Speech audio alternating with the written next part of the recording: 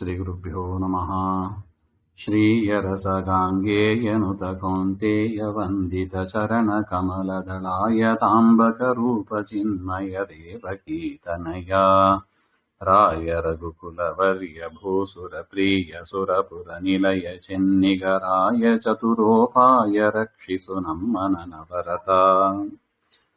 ಇದು ಮೊದಲನೇ ಪದ, ಮಂಗಳ ಪದ್ಯ. ಇದು ಎರಡನೇ ಪದ್ಯ ನೋಡಬೇಕು. ದೇವದೇವ ಜಗದ್ಭರಿತ ವಸುದೇವ ಸುತ ಜಗದೇಕನಾಥ ರಮಾ ವಿನೋದಿತ ಸಜ್ಜನಾನತ ನಿಖಿಲ ಗುಣಭರಿತ ಭಾವಜಾರಿ ಪ್ರಿಯ ನಿರಾಮಯ ರಾವಣಾಂತಕ ರಘುಕುಲಾನ್ಮಯ ದೇವ ಅಸುರ ವಿರೋಧಿ ರಕ್ಷಿಸು ನಮ್ಮನ ನವರತ.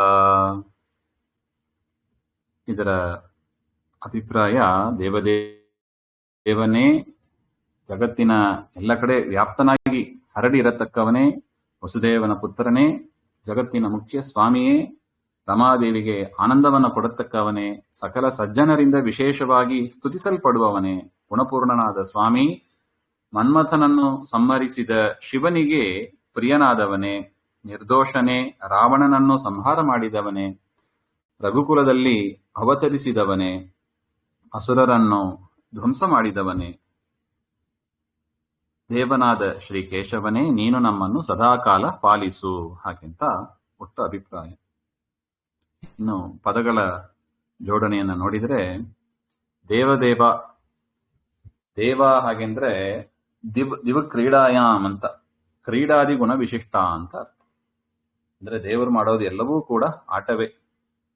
ದೇವತೆಗಳಿಗೂ ಕೂಡ ಇದು ಆಟವೇ. ಈ ಜಗತ್ತಿನ ವ್ಯಾಪಾರ, ತತ್ವದೇವತೆಗಳ ವಿಚಾರ ಎಲ್ಲವೂ ಕೂಡ ಅದು ಕೂಡ ಒಂದು ಲೀಲೆಯೇ, ಪರಮಾತ್ಮನ ಸೇವೆ ಅಂತ ಆನಂದಭರಿತರಾಗಿ ಮಾಡ್ತಾರೆ.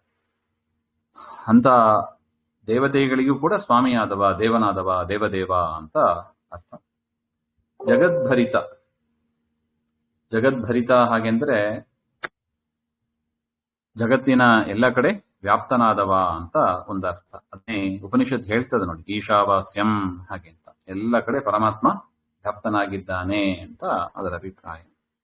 ವಸುದೇವ ಸುತ, ನಾವು ನಿನ್ನೆ ನೋಡಿದ್ದೀವಿ, ದೇವಕಿ ಪುತ್ರ ಹಾಗೆ ಅಂತ. ಇಲ್ಲಿ ವಸುದೇವ ಸುತ ಹಾಗೆ, ವಸುದೇವನ ಮಗನಾಗಿ ಪರಮಾತ್ಮ ಅವತಾರ ಮಾಡಿದ್ದು. ಅಲ್ಲಿ ರುಕ್ಮಿಣೀಶಿ ವಿಜಯದಲ್ಲಿ ಗುರುಗಳು ಹೇಳಿದ್ದಾರೆ ನೋಡಿ, ವಸುದೇವ ಸುತ ಅಂದ್ರೆ ಇಲ್ಲಿ ವಸು ಅಂದ್ರೆ ವಸುಗಳು ಅಂತ ಒಂದು ಅರ್ಥ. ವಸುಗಳ ಮಗನಾಗಿಯೂ ಕೂಡ ಪರಮಾತ್ಮ ಅವತಾರ ಮಾಡಿದ್ದಾನೆ ಹಾಗೆ. ಮತ್ತು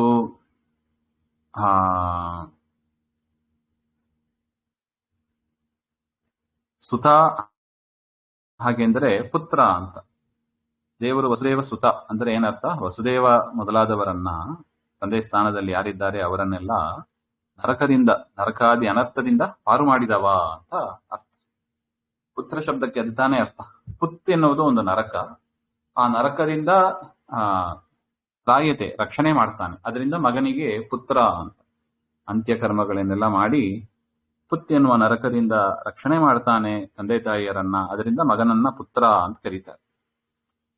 ಪರಮಾತ್ಮನೇ ಮುಖ್ಯವಾಗಿ ನರಕದಿಂದ ಕಾಪಾಡೋದು. ಅದರಿಂದ ಪುತ್ರ ಎನ್ನುವುದು ಅನ್ವಯಿಸ್ತದೆ ಅಂತ ರುಕ್ಮಿಣೀಶ ವಿಜಯದಲ್ಲಿ ಗುರುಗಳು ತಿಳಿಸಿದ್ದಾರೆ ಅಂತ.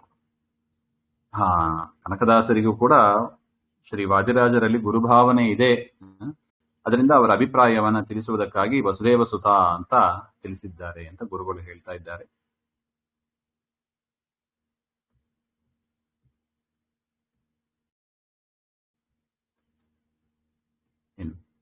ಜಗದೇಕನಾಥ ನೋಡಿ, ಇದು ಮಹಾಭಾರತ ಮಂಗಳ ಶ್ಲೋಕದಲ್ಲಿ ಬರ್ತದೆ ನೋಡಿ, ನಾರಾಯಣಂ ಸುರಗುರುಂ ಜಗದೇಕನಾಥಂ ಅಂತ.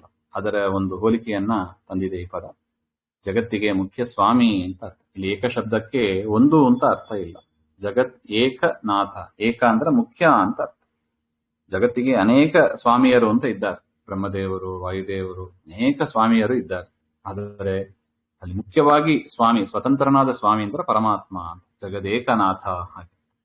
ರಮಾ ವಿನೋದ, ರಮೆಗೆ, ಮಹಾಲಕ್ಷ್ಮಿಗೆ ಆನಂದವನ್ನು ನೀಡುವವ ಅಂತ ಅರ್ಥ. ಯದ್ಯಪಿ ಪರಮಾತ್ಮ ಸ್ವರಮಣ, ಪರಮಾತ್ಮನ ಸಂತೋಷಕ್ಕೆ ಯಾರ ಅಪೇಕ್ಷೆಯೂ ಇಲ್ಲ. ನಿತ್ಯ ತೃಪ್ತ ಸ್ವಾಮಿ, ಯಾರ ಅಪೇಕ್ಷೆಯೂ ಇಲ್ಲ. ಲಕ್ಷ್ಮಿ ಅಪೇಕ್ಷೆಯೂ ಇಲ್ಲ. ಆದರೂ ಕೂಡ ಲಕ್ಷ್ಮಿಯ ಅವರ ಭಕ್ತಿಯನ್ನು ಮೆಚ್ಚಿ, ಅವರ ಆರಾಧನೆಯನ್ನು ಮೆಚ್ಚಿ ಪರಮಾತ್ಮ ಅವರಿಗೆ ಆನಂದವನ್ನು ನೀಡುತ್ತಾನೆ. ಹಾಗೆ ಆ ಪರಮಾತ್ಮನ ಆರಾಧನೆಯನ್ನ ಲಕ್ಷ್ಮಿ ಹೇಗೆ ಮಾಡ್ತಾರೆ ಅಂತ ಪುರಂದರದಾಸರು ಹೇಳ್ತಾರೆ ನೋಡಿ. ಏನು ಧನ್ಯಳೋ ಲಕ್ಷ್ಮಿ, ಎಂಥ ಮಾನ್ಯರೋ, ಛತ್ರ ಚಾಮರ ವ್ಯಜನ ಪರ್ಯಂಕ ಎಲ್ಲ ರೂಪದಲ್ಲೂ ತಾನೇ ಇದ್ದು ಪರಮಾತ್ಮನ ಸೇವೆಯನ್ನ ಮಾಡ್ತಾರೆ ಭಕ್ತಿಯಿಂದ ಅಂತ ಅದನ್ನ ನೋಡ್ಕೋಬೇಕು ಅಂತ ಗುರುಗಳು ಹೇಳ್ತಾ ಇದ್ದಾರೆ. ಸಕಲ ಸಜ್ಜನ ವಿನುತ, ಜಗತ್ತಿನಲ್ಲಿ ಸಜ್ಜನರು ಅಂತ ಯಾರ್ಯಾರಿದ್ದಾರೆ ಅವರು ನಿಯಮೇನ ಪರಮಾತ್ಮನನ್ನ ನಾರಾಯಣನನ್ನ ಪೂಜೆ ಮಾಡ್ತಾರೆ. ಹಾಗೆ ವಿಶೇಷವಾಗಿ ವಿನುತ ಅಂದ್ರೆ ವಿಶೇಷವಾಗಿ ಸ್ತೋತ್ರ ಮಾಡಲ್ಪಡುವವ ಅಂತ ಅರ್ಥ. ಸಕಲ ಸಜ್ಜನ ವಿನುತ ನೋಡಿ, ಸಜ್ಜನರು ಮಾತ್ರ ಪರಮಾತ್ಮನ ಪೂಜೆ ಮಾಡ್ತಾರೆ. ಅಸುರರು ಎಂದಿಗೂ ಕೂಡ ದೇವರ ಹತ್ರ ವರ ಪಡೆದದ್ದು ಅಂತ ಇಲ್ಲ ನೋಡಿ. ಯಾರಾದ್ರೂ ಕೇಳಿದ್ದೀರಾ ಅಸುರ ದೇವರಿಂದ ವರ ಪಡೆದ, ಅವನನ್ನ ಬೇರೆಯವರು ಸಂಹಾರ ಮಾಡಿದ್ರು? ಇಲ್ಲವೇ ಇಲ್ಲ ನೋಡಿ. ಯಾರೇ ಅಸುರರು ಇರ್ಲಿ, ವರ ಪಡೆಯೋದು ಅಂದ್ರೆ ಅದು ಬ್ರಹ್ಮದೇವರ ಹತ್ರನೋ ಶಿವನ ಹತ್ರನೋ ಇನ್ನು ಬೇರೆ ದೇವತೆಗಳ ಹತ್ರನೇ ಪಡೆದಿರ್ತಾರೆ ಹೊರತು ಪರಮಾತ್ಮನ ಹತ್ರ ವರ ಪಡೆದು ಜಗತ್ತಿಗೆ ಕಂಟಕರಾದವರು ಅಂತೂ ಇಲ್ಲವೇ ಇಲ್ಲ. ಅದರಿಂದ ಸಜ್ಜನರು ಮಾತ್ರ ಪರಮಾತ್ಮನನ್ನ ಸ್ತೋತ್ರ ಮಾಡ್ತಾರೆ, ಪೂಜೆ ಮಾಡ್ತಾರೆ. ಹಾಗೆ ಅದರಿಂದಲೇ ಹೇಳಿದ್ದು ಸಾತ್ವಿಕರು. 3 ವಿಧ ಜೀವರಾಶಿಗಳು ನೋಡ್ತೀವಿ ನೋಡಿ. ಸಾತ್ವಿಕರು ಅಂದ್ರೆ ಯಾವ ಲಕ್ಷಣ? ಪರಮಾತ್ಮನಲ್ಲಿ ವಿಷ್ಣುವಿನಲ್ಲಿ ಭಕ್ತಿ ಇರುವವರು ಮಾತ್ರ ಸಾತ್ವಿಕರು. ಹಾಗೆಂಬ ಹೊಂದಾಣಿಕೆ ಇದೆ ನೋಡಿ ಆ ಮಾತಿನಲ್ಲಿ. ಗುಣಭರಿತ, ಭರಿತ ಅಂದ್ರೆ ಪೂರ್ಣ ಅಂತ ಅರ್ಥ. ಗುಣಗಳಿಂದ ಪೂರ್ಣನಾದವ ಪರಮಾತ್ಮ ಸಕಲ ಕಲ್ಯಾಣ ಗುಣ ಪರಿಪೂರ್ಣನಾಗಿದ್ದಾನೆ ಅಂತ ಅರ್ಥ. ಭಾವಜಾರಿ ಪ್ರಿಯ, ಭಾವ ಅಂದ್ರೆ ಮನಸ್ಸು ಅಂತ ಅರ್ಥ. ಭಾವ ಯಾಕಂದ್ರೆ ಮನಸ್ಸಿನಲ್ಲಿ ತಾನೇ ನಮಗೆ ಭಾವನೆಗಳು, ಥಾಟ್ಸ್ ಅದೆಲ್ಲ ಉತ್ಪನ್ನವಾಗೋದು ಮನಸ್ಸಿನಲ್ಲೇ. ಅದರಿಂದ ಮನಸ್ಸನ್ನ ಭಾವ ಅಂದ್ರೆ ಮನಸ್ಸು. ಭಾವಜ ಅಂದ್ರೆ ಮನಸ್ಸಿನಲ್ಲಿ ಹುಟ್ಟತಕ್ಕದ್ದು ಕಾಮ ಅಂತ. ಅದಕ್ಕೆ ಅಭಿಮಾನಿಯಾದವ ಮನ್ಮಥ. ಹಾಗೆ ಭಾವಜ ಅಂದ್ರೆ ಮನ್ಮಥ, ಮನಸ್ಸಿನಲ್ಲಿ ಹುಟ್ಟೋದು ಅಂತ ಅರ್ಥ. ಕಾಮಕ್ಕೆ ಅಭಿಮಾನಿ ಮನ್ಮಥ. ಭಾವಜ ಅರಿ, ಭಾವಜ ಅರಿ ಅಂದ್ರೆ ಮನ್ಮಥನಿಗೆ ಶತ್ರುವಾದವ, ಮನ್ಮಥನನ್ನ ಸುಟ್ಟಾಕಿದವ. ಯಾರು? ರುದ್ರದೇವರು. ಆ ರುದ್ರದೇವರಿಗೆ ಪ್ರಿಯನಾದವ ಅಂತ ಅರ್ಥ. ಭಾವಜಾರಿ ಪ್ರಿಯ. ಹಾಗೆ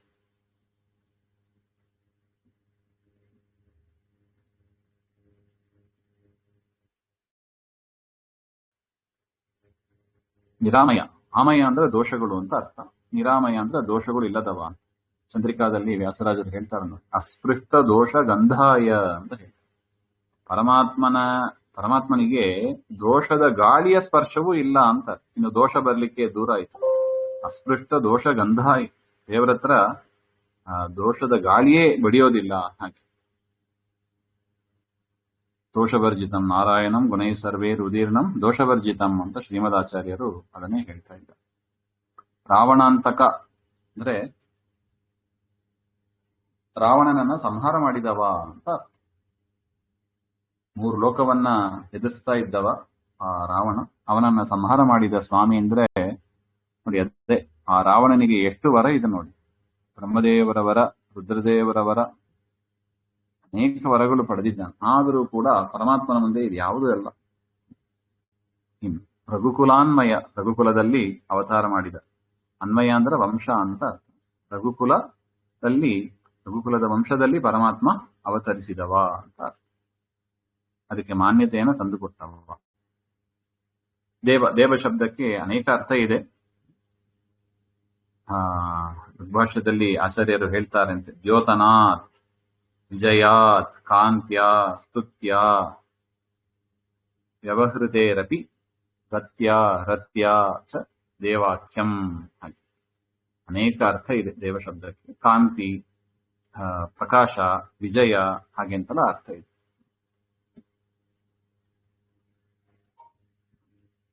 ಇನ್ನು ಅಸುರ ವಿರೋಧಿ. ಸುರರು ಅಂದ್ರೆ ದೇವತೆಗಳು, ಸಜ್ಜನರು, ಅವರಿಗೆ ವಿರೋಧಿಯಾದವ. ಹಾಗೆ ಅಂದ್ರೆ ಇದನ್ನೇ ಹೇಳಿದ್ರು ನೋಡಿ. ಎಂದಿಗೂ ಕೂಡ ಅಸುರರು ಪರಮಾತ್ಮನ ಹತ್ರ ಭಕ್ತಿ ಮಾಡೋದಿಲ್ಲ. ಅಕಸ್ಮಾತ್ ಏನೋ ಒಂದು ಪ್ರಸಂಗವಶಾತ್ ಆದರೂ ಕೂಡ ನೋಡಿ, ಬುದ್ಧಾವತಾರದಲ್ಲಿ ಪರಮಾತ್ಮ ಅದನ್ನೇ ಮಾಡಿದ್ದು.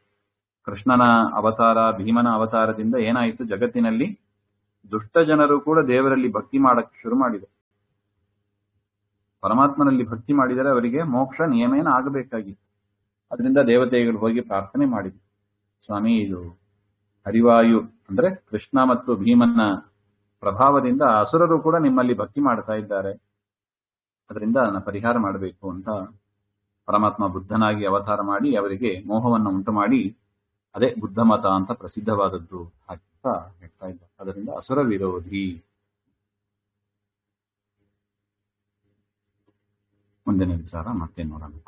ಶ್ರೀಮಧ್ವಾಂತರ್ಗತ ಶ್ರೀಕೃಷ್ಣ ಅರ್ಪಣಮಸ್ತು. ಶ್ರೀ ಹರಿ.